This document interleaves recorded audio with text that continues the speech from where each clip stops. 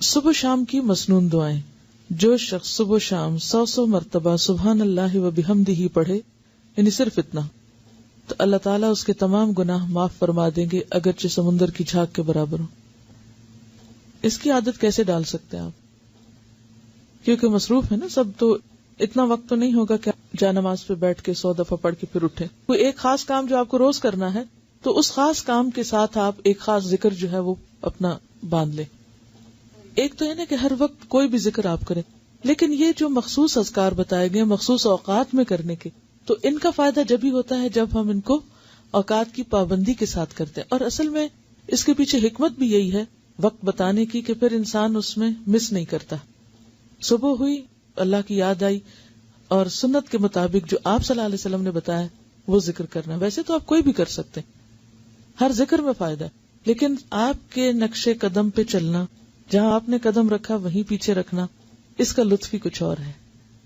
ٹھیک ہے نا، یعنی اس میں تھوڑا فرق ہو جاتا ہے. پھر چلیے، آپ صلی اللہ علیہ وسلم نے فرمایا صبح شام 3 مرتبہ یہ دعا پڑھنے والا دن اور رات کی تکلیفوں اور نقصان سے محفوظ رہتا ہے.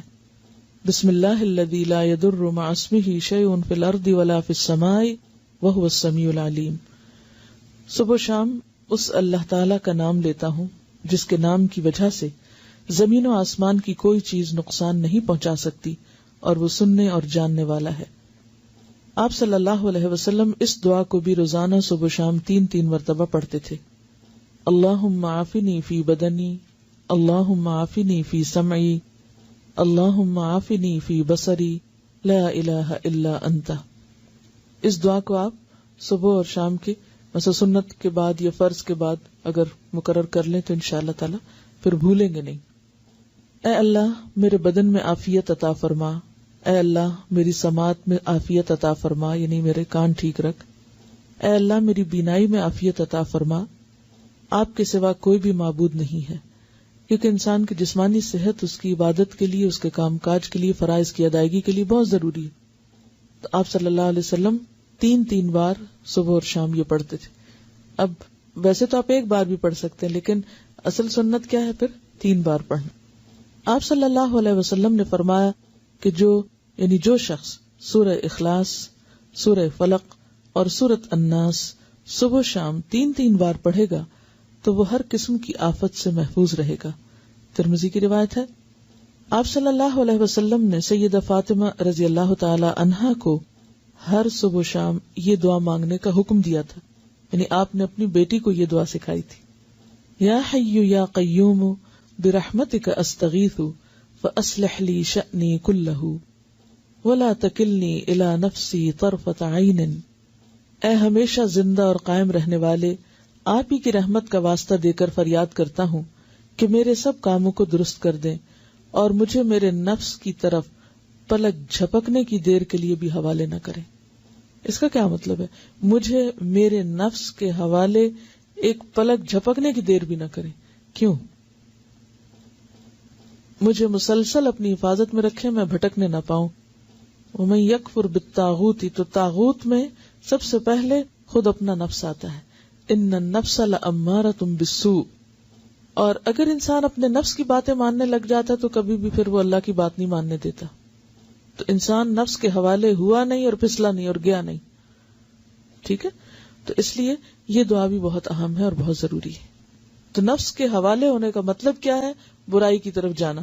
اور اس میں آپ دیکھیے کہ آپ سارا دن عہد کریں گے میں نے یہ نہیں کرنا ہے، ایسا نہیں بولنا، ایسا نہیں کرنا، اور لمحے بھر کے لیے کیا ہوتا ہے؟ منہ سے بات نکل جاتی، آپ ایک دم غصے میں آ جاتے ہیں، آپ ایک دم وہ کہہ آتے ہیں جو سویر سے وعدہ کر رہے تھے شام تک کہ اب آج سے میں نے یہ جملہ نہیں بولنا یا یہ کام نہیں کرنا. وہ لمحے بھر کے لیے آپ نفس کے حوالے ہوئے اور گئے. تو یہ دعا بہت ہی زبردست دعا ہے کہ یار اب میں تو اپنے آپ پر، خود پر ایک لمحے کے لیے بھی بھروسہ نہیں کر سکتا، لمحے کے لیے بھی مجھے نہیں ادھر جانا، کیونکہ ہمارے ساتھ نفس بھی ہے، شیطان بھی ہے. تو یہ ایسے دشمن ہیں، ایسی طاقتیں ہیں کہ جن کا مقابلہ ہم تنہا نہیں کر سکتے، یہ صرف اللہ کی مدد سے ہو سکتا ہے. اس لیے صبح اور شام، ورنہ بعض اوقات انسان کہے ایک دفعہ تو مانگ چکا، اب اور کیا مانگنا، روز کیا یہی مانگنا. یعنی آپ کے ذہن میں یہ آ سکتا ہے کہ سویرے بھی مانگو، شام بھی مانگو، وہی باتیں، پھر ریپیٹیشن. اس ریپیٹیشن کی ہر سویر کو ضرورت ہے اور ہر شام کو ضرورت ہے کہ ہم بھولنے والے ہیں. پھر سید الاستغفار.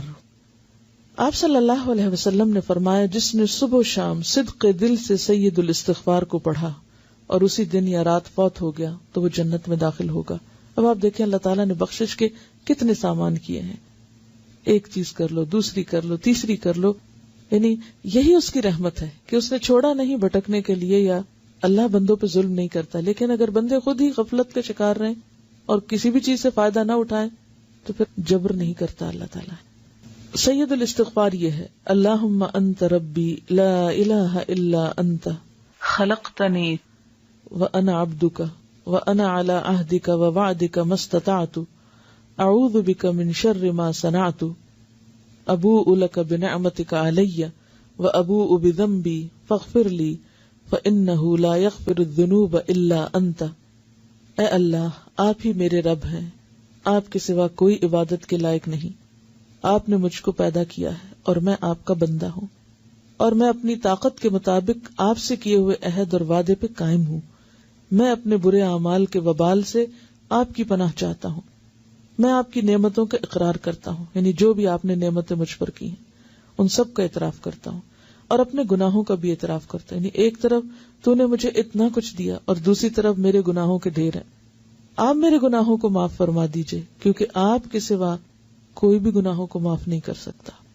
یعنی کسی انسان، کسی جن، کسی فرشتے کے اختیار میں نہیں کہ وہ بندے کے قصور معاف کر سکے. اصل معافی اللہ ہی کی طرف سے ہے.